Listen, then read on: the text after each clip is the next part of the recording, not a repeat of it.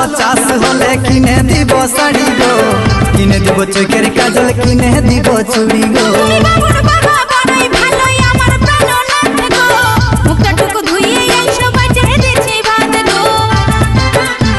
এই বছর ভালো চাষ হলে কিনে দিব শাড়ি গো, কিনে দিব চোখের কাজল, কিনে দিব চুড়ি গো।